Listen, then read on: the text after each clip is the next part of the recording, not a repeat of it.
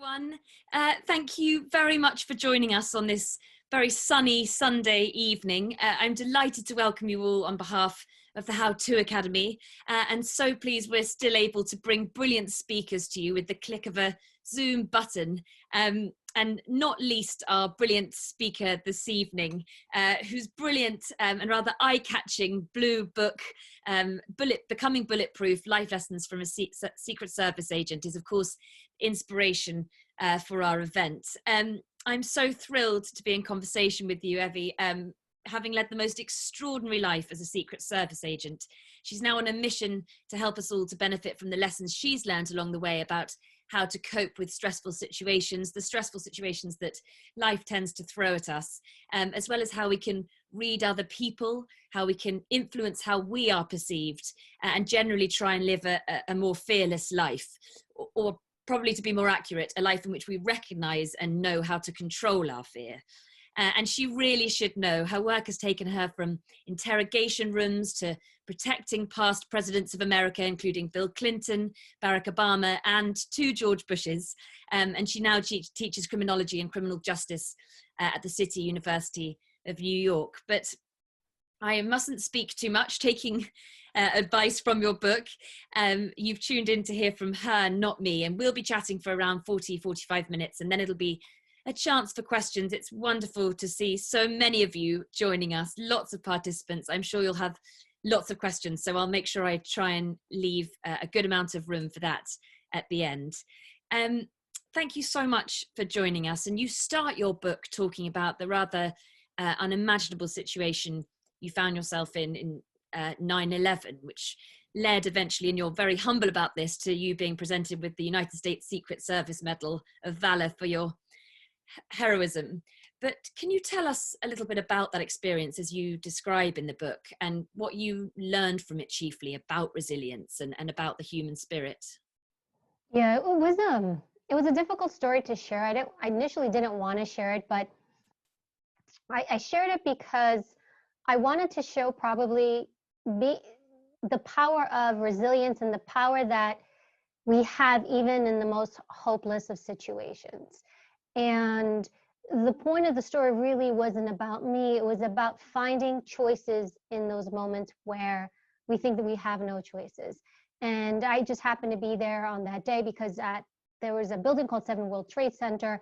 That building collapsed last, but that was the office that I worked out of. And I happened to be there from the first plane to the collapse of the second tower to, later on that day, and then going to the hospital that night, and then going back to ground zero to help with the cleanup efforts.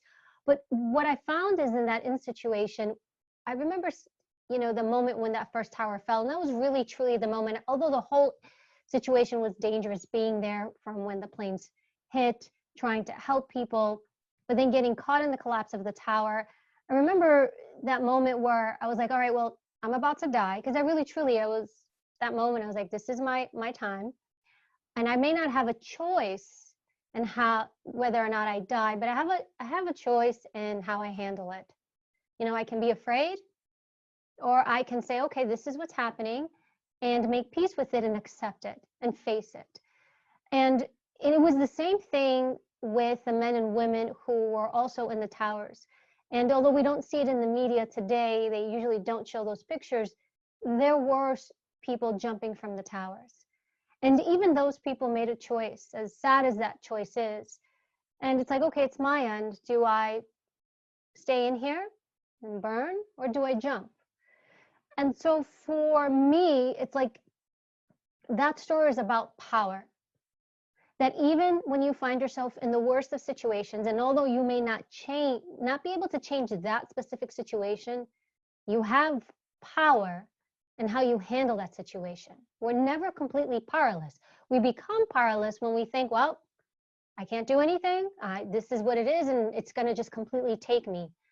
And so it's really about not surrendering to the chaos and just being able to find a choice. And it was also about humanity, because the book, when I wrote it, it's about protecting yourself, not just physically, but mentally, reading people, influence strategies. And I took all the things that I learned through training and through experience, and I said, how do I create or how to help people become the most bulletproof version of themselves.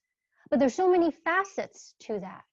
There's so many layers that come to being a confident person, a resilient person, a person who faces fear, a person who embraces confrontation. And so I took all those lanes, all those layers, and I put them in that book.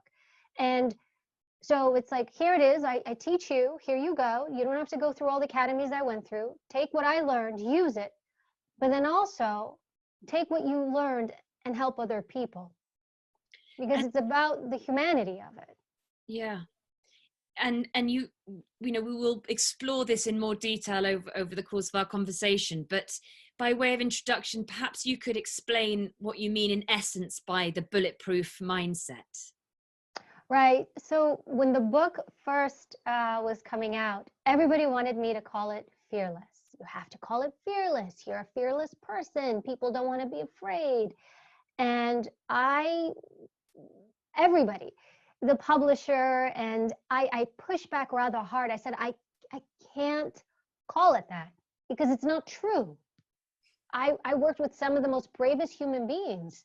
I don't know anybody who wasn't afraid. Anytime we went to do an arrest warrant or execute a search warrant or arrest somebody, or you have a gun pointed at you, or you're pointing a gun at someone else, at least here in the US, our police are armed, you're afraid of the consequences of what might happen. There is no escaping fear, but there is managing that fear.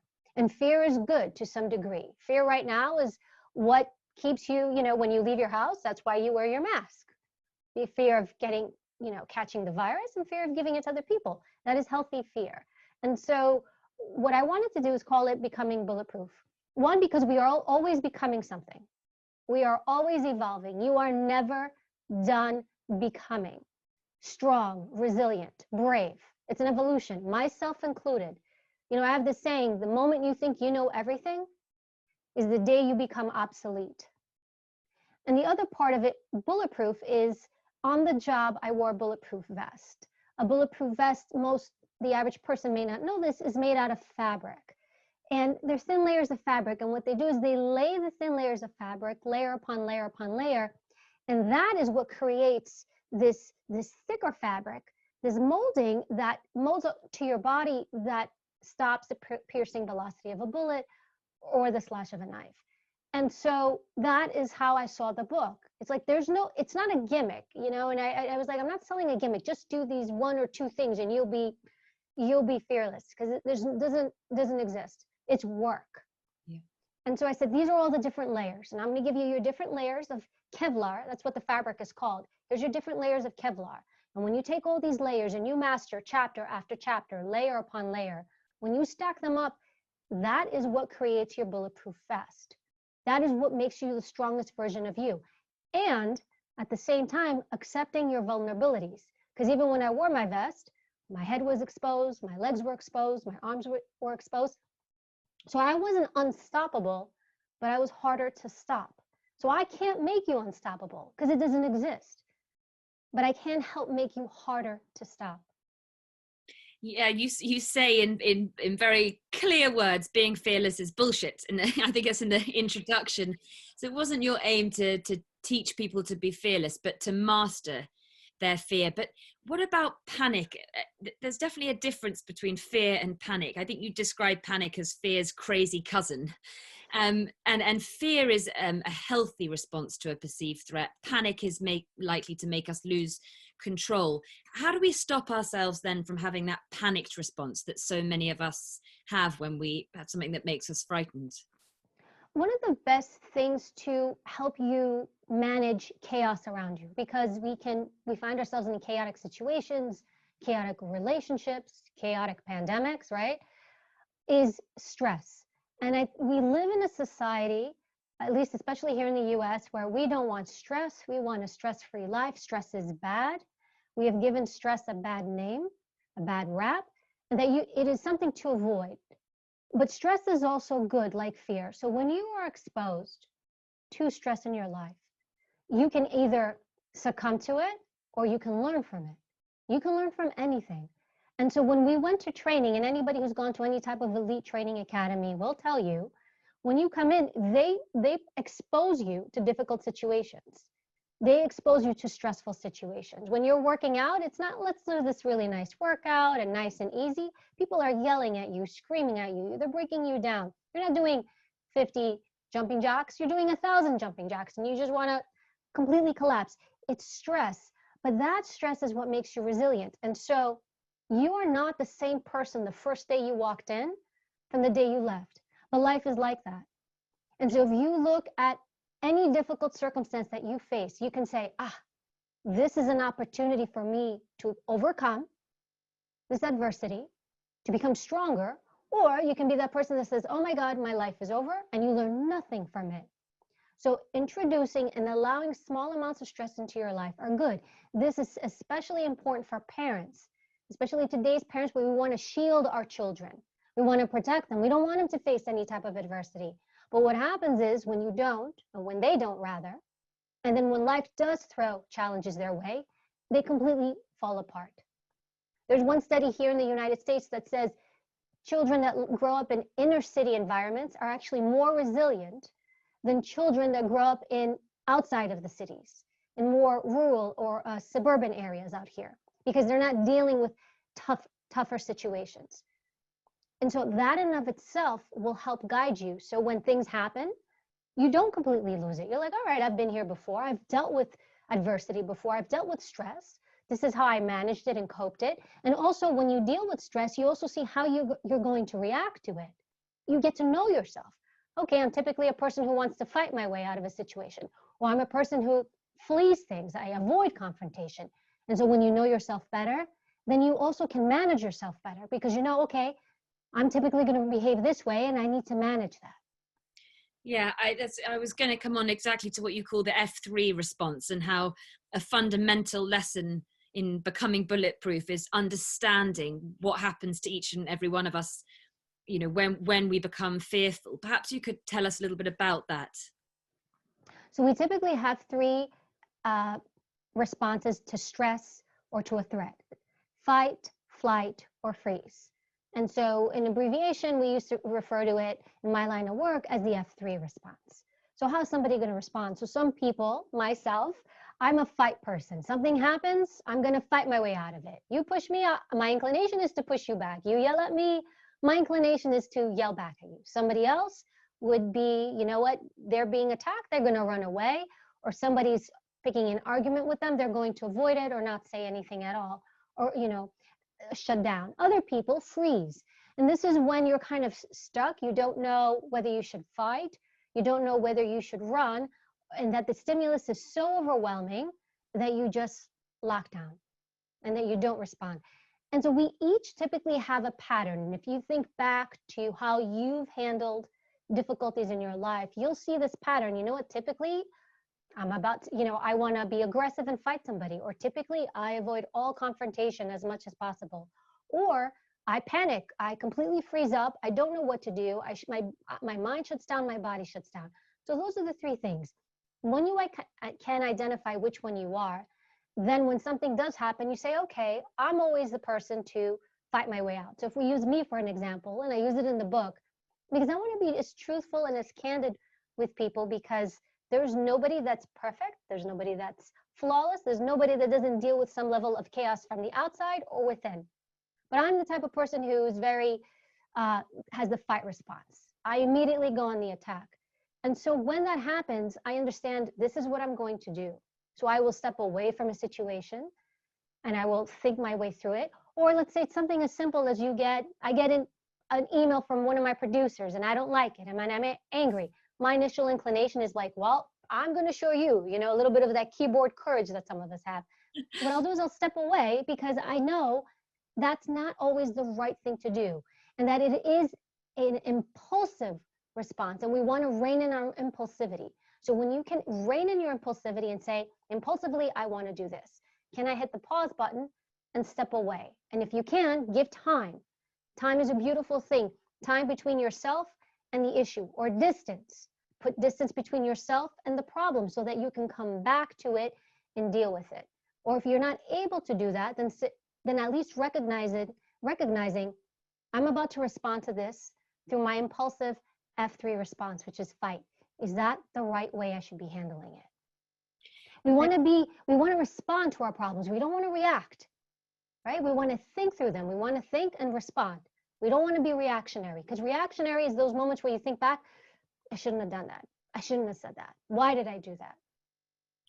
It's a very good example you give about the email. I think there are so many people who've learned your impulse is to reply back and to be, emotional about it. But when you take a step back, wait for some time, then you can think more clearly. But going back to your own experience, and, you and you feel very much that fear keeps us alive, but you also say, fear can keep us from living. And in your own experience, you felt that when you were growing up, and your parents were incredibly fearful about the various choices you wanted to make. And how did that rob you, as you say, that fear in your early years? So my parents are immigrants from Greece. They came from very poor villages. They were very poor. And so they, as most people do, move to the US. They came for a better life, opportunity, work. But when they came over, and when I was born and raised here, those years were strife with a lot of violence. I'm in New York City, a lot of violence, a lot of crime. And we also lived in a very poor economic area. We lived in an area where it was either subsidized housing. So there were the city's buildings for people who were poor. We didn't live in poverty, but we weren't great. So we were somewhere there. And when you live in those environments, there's drugs, there's violence, there's fear. And so there were so many things growing up that I couldn't play outside. I couldn't, hang out. I couldn't be in the neighborhood, or I couldn't do any of those things. We were locked down into our little tiny apartment. And because of that fear, I even placed into a really, really good school, a high school here in the United States. I tested for it. It was one of the top 3 high schools in all of New York City. And I couldn't even go to that because it was in it was in Brooklyn. I lived in Queens, it was Brooklyn. So if Queens was horrible according to my parents, Brooklyn was even worse. And so I couldn't even go to this school for brilliant minds. I couldn't grow as a person. And so, because my mother and my father were so afraid of putting me on a subway or a train, or even having me go to this other place. And so fear can rob us a lot in life to keep us from doing things. And sometimes, look, it isn't safe. But then if you're constantly thinking in such a fear-based way, which I was trained to do, I was very fearful of everything. And rather than seeing the positive in something, I would always see, well, if I do this, what's the bad thing that's going to happen? Rather than seeing, okay, what's the positive outcome? And so I really worked hard to make sure that I didn't let that become my life, because it really could have become my life, where I would have been afraid to do so many things. So fear transcends, not just in the physical sense of being afraid to go outside, but in making powerful decisions or taking risks, calculated risks, healthy risks in your career or in your relationships. Even something as simple as breaking off a bad relationship because you're so afraid of what the unknown is if you do it. And then you end up staying somewhere with someone who is not good for you because you're more afraid of what it will be like when you're gone, because you don't know that. But at least if I stay here, I kind of know what it is. Mm. So fear can really, it can enhance your life, but it can also destroy your life in so many ways. And it's about that balance. You didn't let it stop you at all, and ended up in the New York City police force, which is an extraordinary thing in itself. And there was an incredibly, harsh regime and relentless kind of mental and physical training. You learned a lot from that. What would you say, were the key things you learned from that struggle? Because you nearly fell out. I think you fell out of line on one of those extraordinary runs, but you kept going against some seriously harsh odds.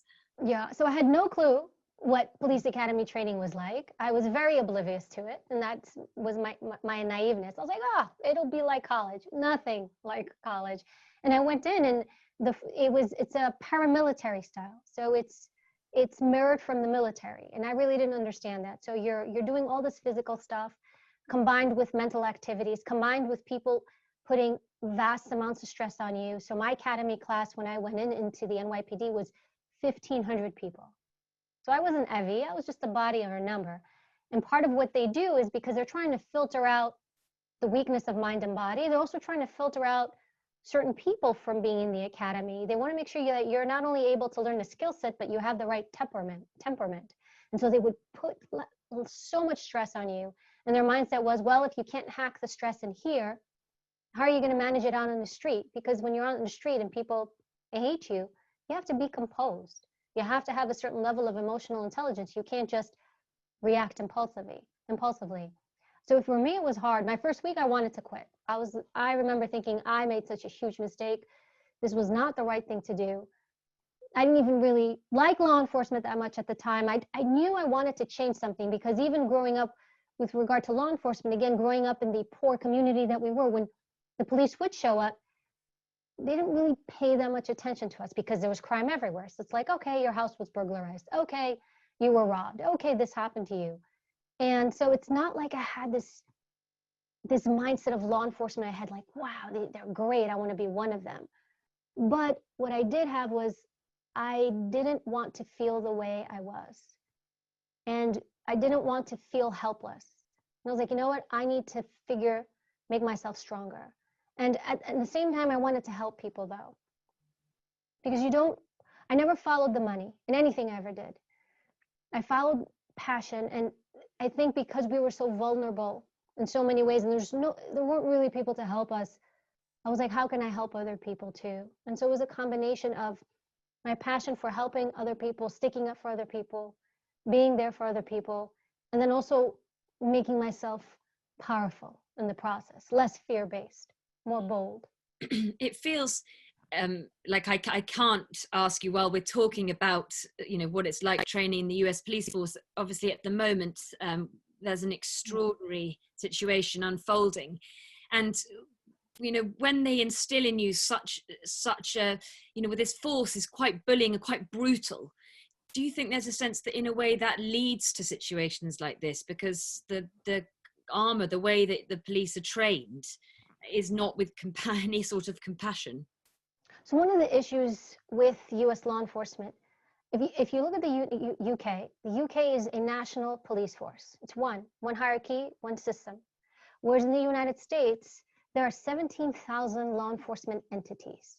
Each has their own police chief, each has their own training, each has their own resources, each has their own. And so you see this discrepancy of how it's run. So one police department won't do this, the other police department will do this. And so that's one problem. There's no uniformity there. The other thing is, despite some of the training processes, and I can't even speak to all the different ways in which police departments recruit. I can only speak to the way I was recruited into the NYPD and then later on into the US Secret Service. But what is their process? How do they check? So for example, in the NYPD, I had to take a psychology exam. And it's something similar to what's called the MMPI-2. And it basically tests you to see if you have any underlying personality disorders, emotional disorders, what your temperament is, are you narcissistic? And so they really do their best to try to make sure before they give you a badge and a gun and put you out there on the street that you are capable, not just in the skill set, but that you have that level of emotional intelligence and health, mental health. Now you're going to have people that seep through those cracks, unfortunately. And then it's that percentage, that small percentage that makes everybody look bad. Mm-hmm. And so what you can do is change that from within. So when I hear people say the police force, and I say, join it. You can't change it from the outside, change it from the inside. Come in, become one of them, and you change it from inside. And there's so much we could spend there's so much we could talk about what's going on now, but let's go back to your experience, because you did then go on to be accepted into the United States Secret Service. Again, another extraordinary feat, and against quite a lot of odds. Again, 90% I think of special agents then were men. And you said, I wanted to be seen as a special agent, not a female special agent. Did that seem possible? Were there times when you felt it was an impossible thing you were trying to do by getting in? No, because I didn't think about that. And I think maybe it was great that I was so young, because I didn't think about my gender at all. I was like, wow, I'm going to apply. I applied, I passed, then I passed another test, and I passed another test, and I passed another test. A year later, I get a call, hey, you're in. And so I didn't think, oh, I'm a woman and I shouldn't do this. It's going to be harder for me, because I really feel that language is very self-defeating. And it can be, I'm a woman, it can be, I'm a specific race, I'm a specific ethnicity, my sexual orientation, it can be anything. And I really feel that usually we are the first people, us are the first people to put up an obstacle before us, not somebody else, it's usually us, with self-defeating language and a self-defeating narrative. So truth, I didn't care, I didn't think about it, I applied, I got in, kudos to me. And then I went to training and I had to perform in training. And so, yes, were there men? Yes, but I guess in my mindset, I thought I was like, I belong here. Yeah. I earned this, so why shouldn't I be here? Now, sure, you're gonna run across people who have a problem, and I would argue, maybe 92% was men. Law enforcement, just in general, the numbers are, there's not a lot of women. I do think it's probably one is the mindset that I shouldn't do this job. They won't take me. They won't hire me. I shouldn't even bother applying. And then two, it won't be right for me. Like, how do you know?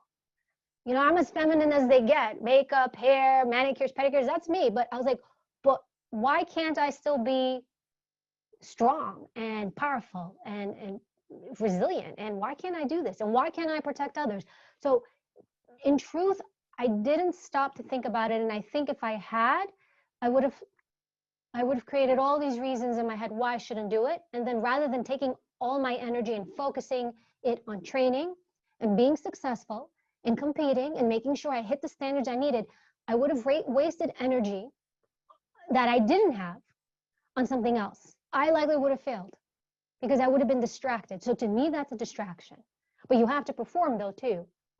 You have to perform. You have to be like, this is what I have to do. This is what I have to execute. But you can't be like, well, I'm a woman. I don't have to do as many pull-ups.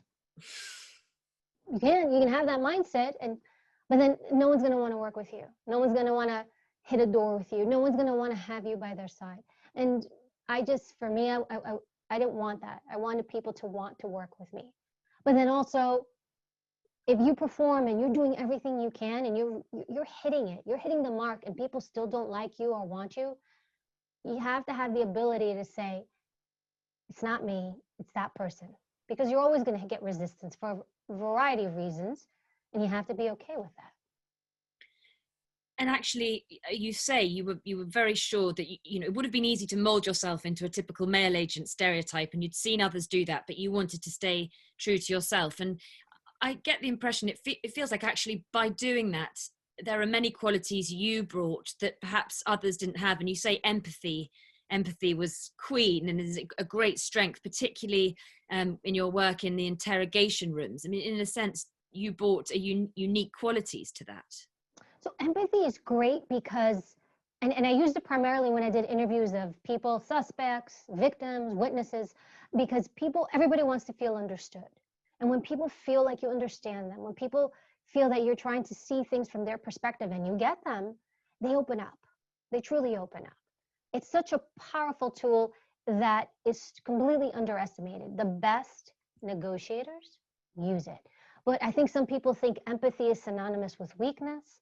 Oh, I'm too nice. I want to make people afraid of me, and I need to intimidate people.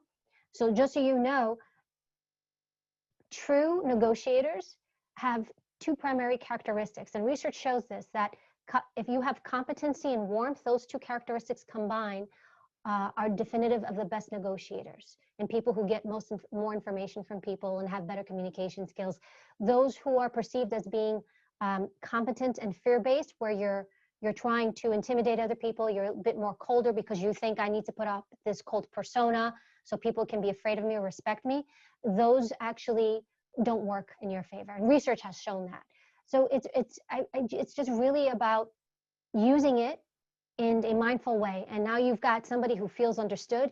And then through that, when people open up, they're more agreeable, they like you more, and they're more willing to say yes to you.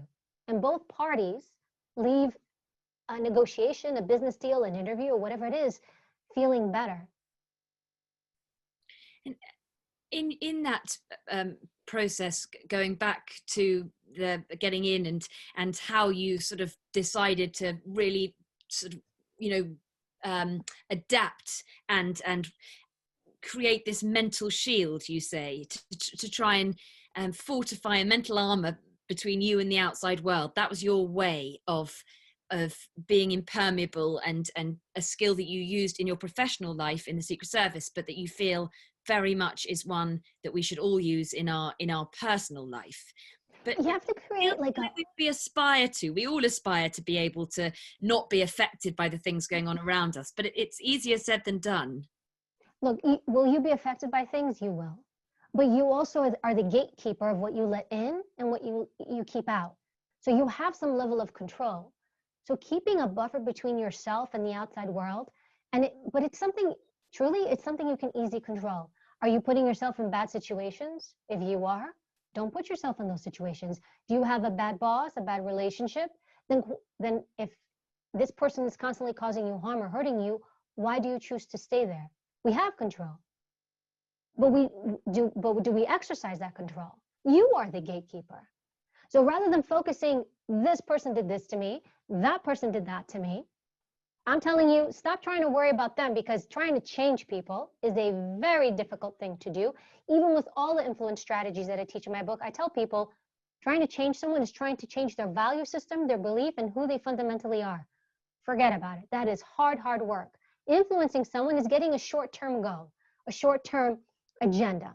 Trying to get a business deal, trying to get your kid to do their homework, that's short-term. But changing somebody's inherent value, a whole other story. But you have power to say, this person is not a good person in my life. You push that person out. Or if you can't, minimize that interaction. Use ways to minimize how you connect with other people that are not good for you. If you have a job that is very bad for you, you don't like it, put in place a process to pull yourself out of that job. So you do have control, but but we don't exude it. A lot of us like to sit, and this has happened to me as well. It'll happen to you. You just have to catch yourself. Are you becoming a victim? And we get this victim-based mindset. Oh, this person's doing this to me. That person's doing that to me. And then we get stuck in that narrative. And we can't move. We can't budge because everybody else has the power.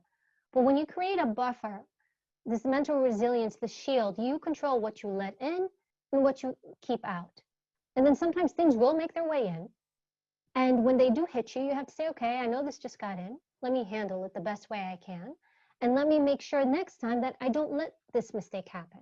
So rather than saying, what did that person do differently? Or what did that person do wrong? The mindset, and I do really think this came from training and all the academies I went through. It's like, well, I have this problem. Rather than blaming this person, what could I have done differently so that it doesn't occur again? And there's so much power in that, rather than just being the mere recipient of what other people do to us. And that's what you mean when you say, in order to build up mental resilience, we must live in your own reality, not feel helpless and want to change that. You feel like you're a victim of circumstance. I think it's incredibly relevant at the moment. There's a feeling of helplessness. I mean, hopefully we're coming out a little bit of these last few months, but people have lost a sense of purpose and a sense of meaning.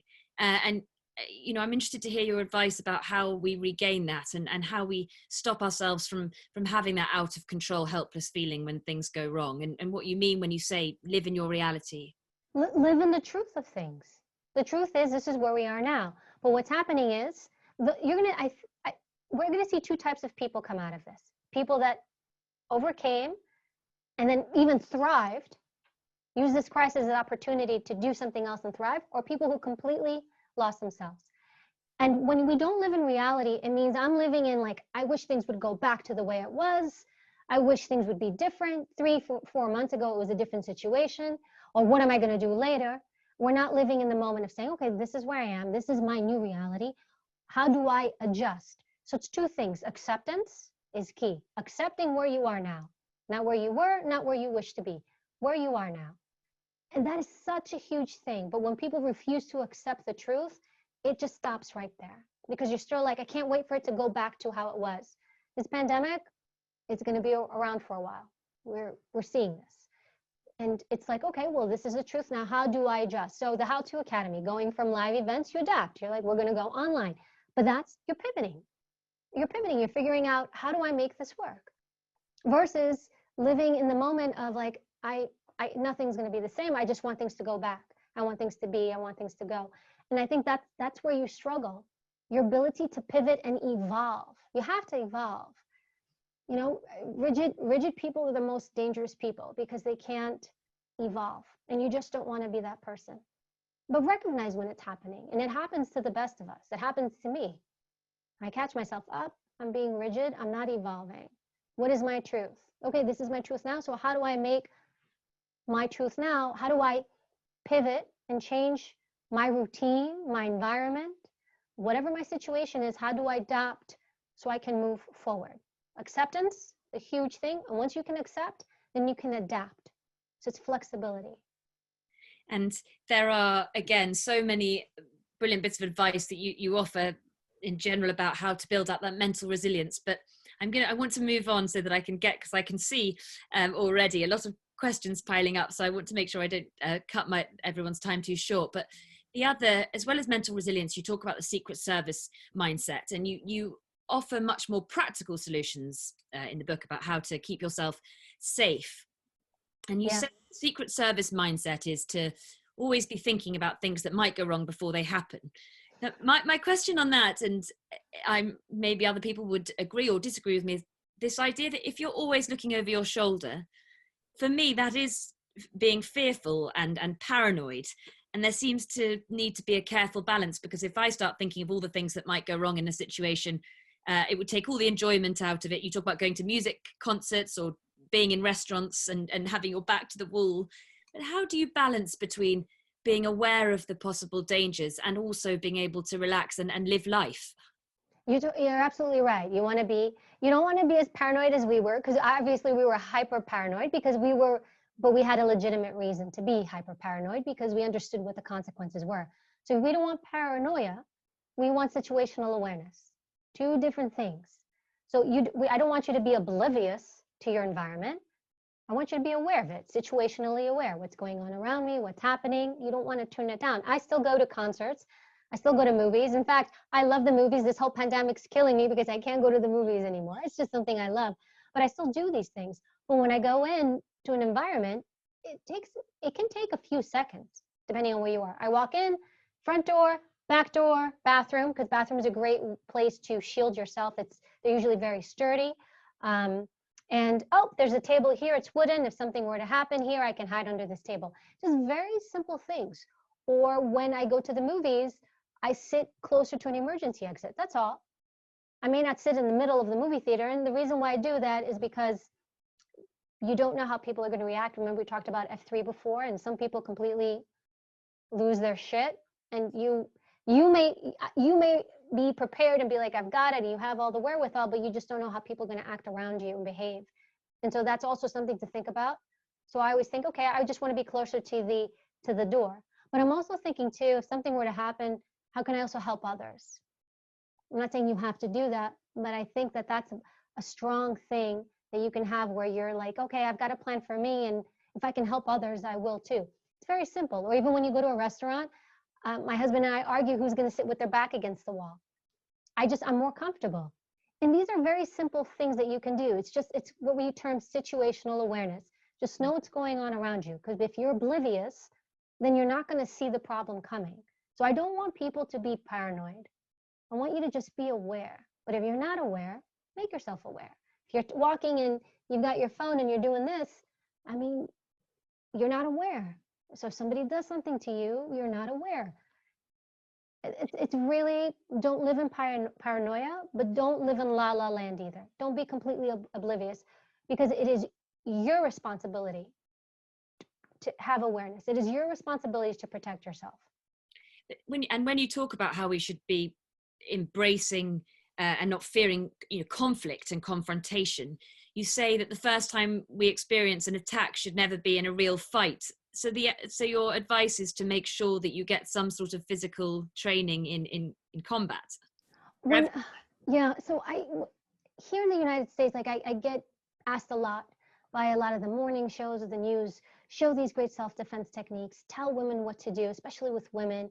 And there's two myths here. One, we create this narrative that women are more susceptible to violence and violent crime. It's actually not true. The statistics show actually men are more susceptible to being victims of violent crime. Women are just more susceptible to being victims of sexual assault.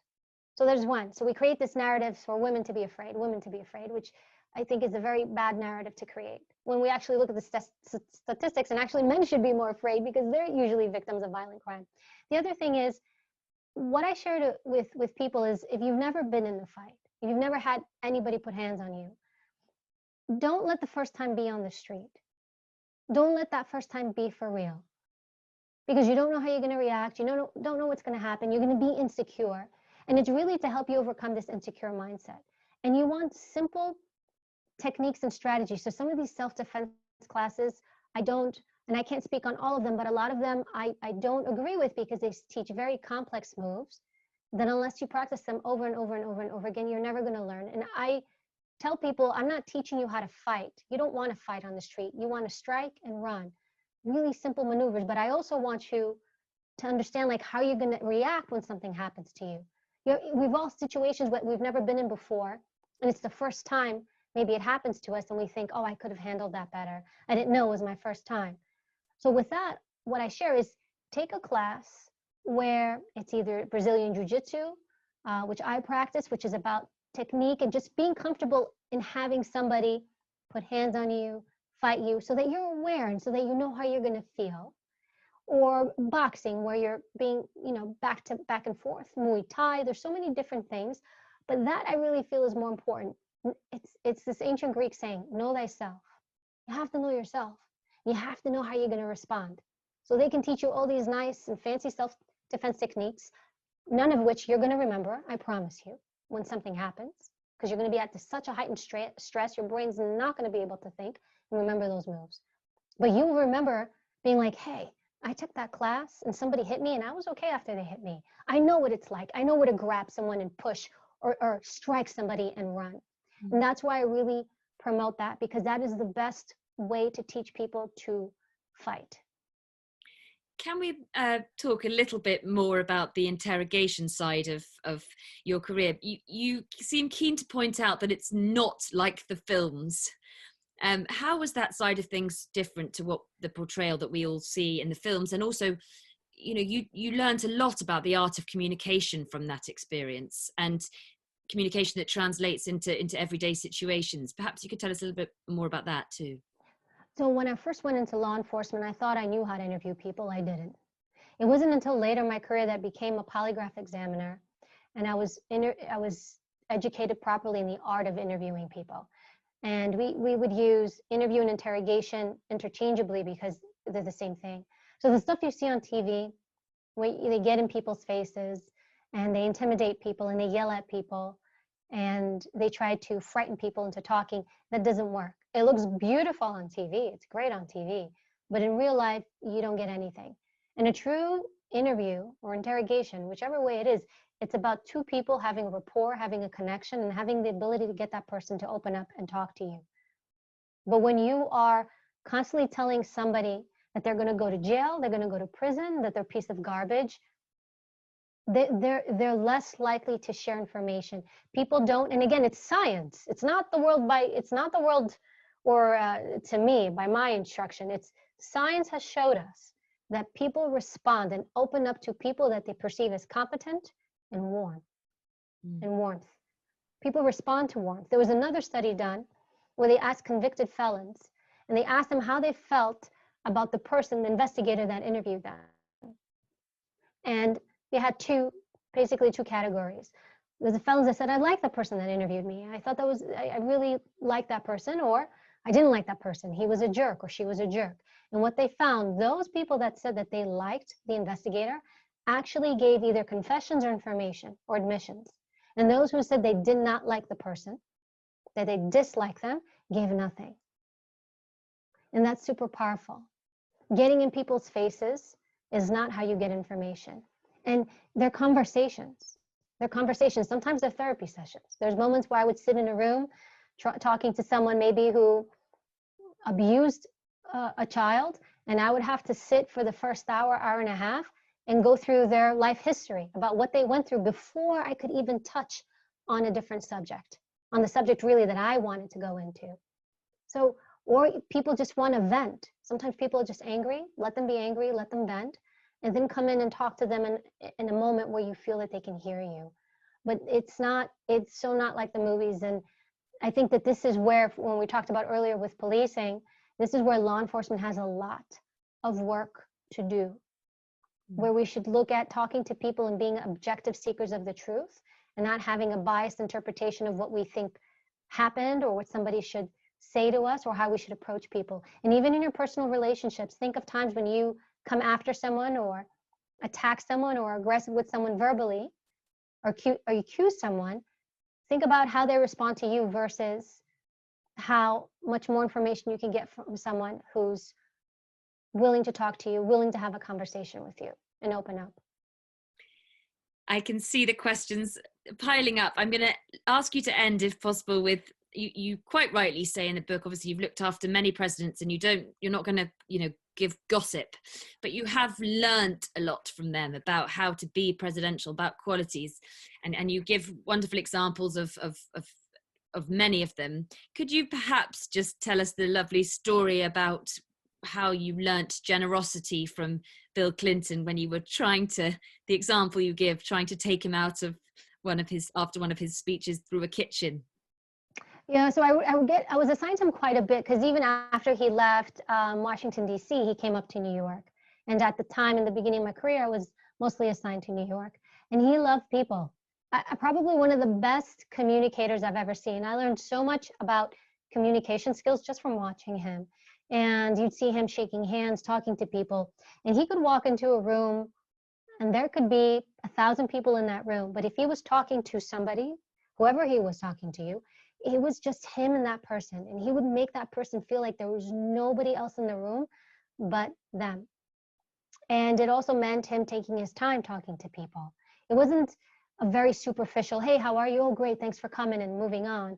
He really would talk with people, which always made him late. We would always be like, don't talk to anybody, we're on a schedule. But to him, it was very important. And usually as a politician, as a president or former president, you really want to connect with people.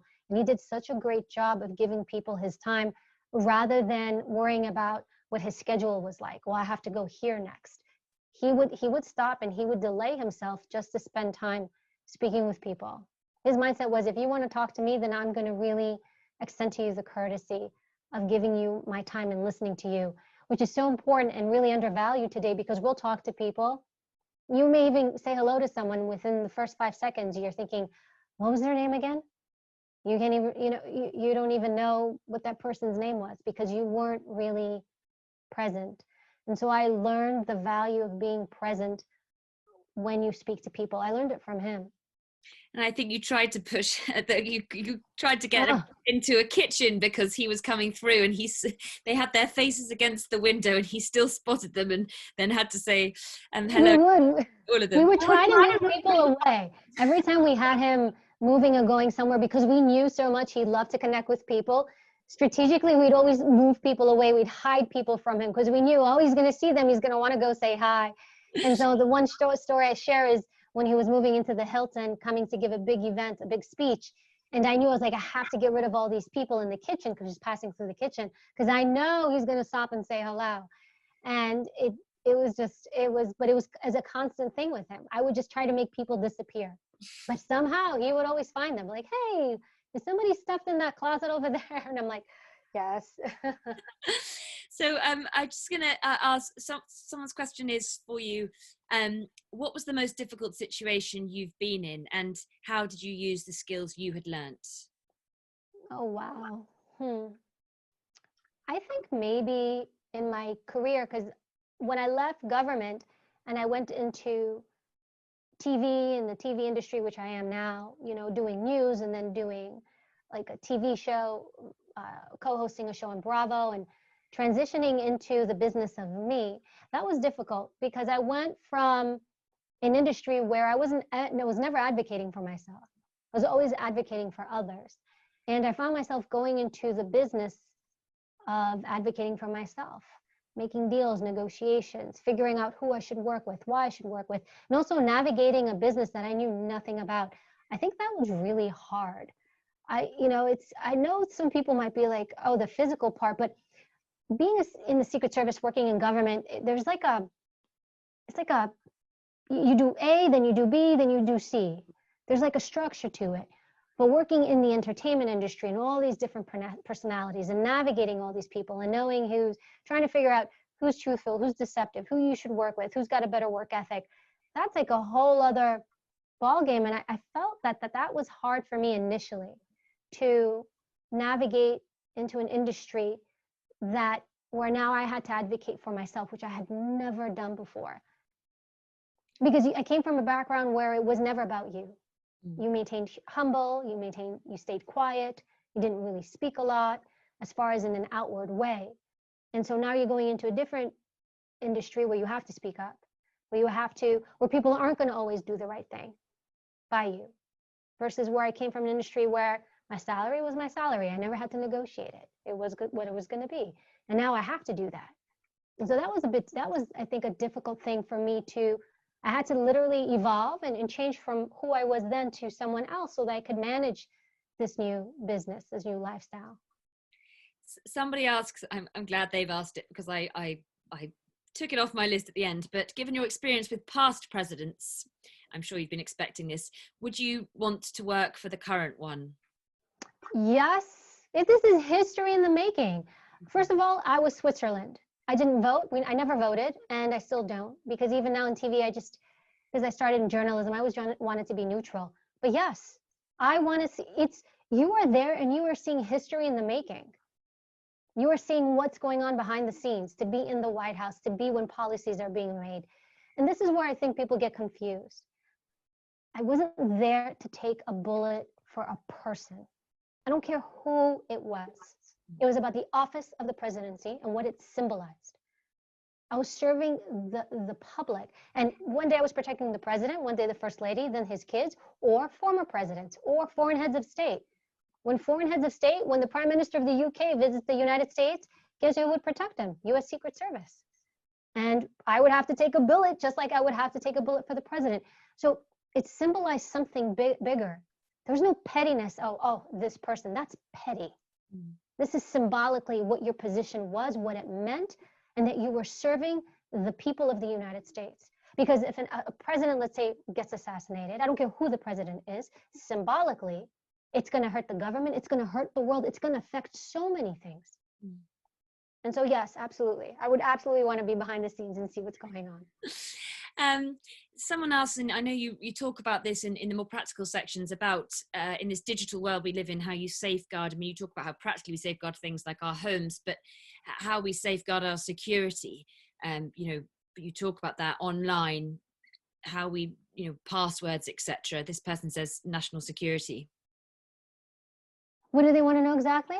How individuals protect our security online. Yeah, so it's work. It's work. I'm going to tell you probably what you've heard 1,000 times before, and it just is what it is. Have a different password for everything. Your financial institutions and your email accounts and your shopping sites should never have the similar passwords. You should use a minimum of 13 characters. I write all my passwords down. So I know some people have like these apps on their phones and they store their passwords on that. I don't trust anything. Surprise, surprise. I literally have a notepad next to my desk and I write all my passwords down by hand. So that means you have to break into my home, go through me, and steal my passwords rather than hack into my accounts. The other thing too, this is a huge thing, the little camera that you have on this guy right here, get a slider. You can get them online. I have a slider, literally, glue it onto your camera and then slide it back and forth. Do all these small things and be careful what sites you visit. Be careful also when you're donating money or giving money, especially right now. There's a lot of charities going on, people saying, hey, give money. You should only give money when you either can pay with a credit card or you get a billing invoice. Never wire money and never write any checks unless you absolutely know where that money is going. There's so many frauds and scams, and sadly, they're all in outside countries. So if it's happening to you in the United Kingdom, you're being defrauded, 90% of the time, the person who's defrauding you is in another country, and that's where law enforcement can't help you. So you should really, really arm yourself and protect yourself. These small things are crucial. The last one I think I'll just sneak in. Do you have a first basic step for becoming bulletproof if your fear is an all-consuming one, not in a specific area, they say? I would look at the 5 closest people around me. And if they are all fear-based people, if they are similar to that, then I would find a new group of people to surround myself with. You will be influenced by the people around you. So take catalog and notice of the people around you. Just because somebody's been with you the longest doesn't mean that they should still be around you. Not all good people are good people. So part of the reason I feel brave is because I was in an environment where I was around other brave people, and that catches, that's infectious. So I'd really examine who's around you. And if they're fear-based and weak-minded or weak-willed, no good. Somehow we've come already to the end of the hour. It always seems to go remarkably fast. But to people who are asking in the Q&A box, the How To Academy will send a link to the talk, I think, in around 24 hours. And if you want to buy Bulletproof, Becoming Bulletproof, there's also a link to where you can buy that from an independent shop. So we'll encourage independent booksellers at this time. But thank you all very, very much for tuning in, and thank you so much for joining us. Thank you. Thank you so much for having me. Thank you, everybody.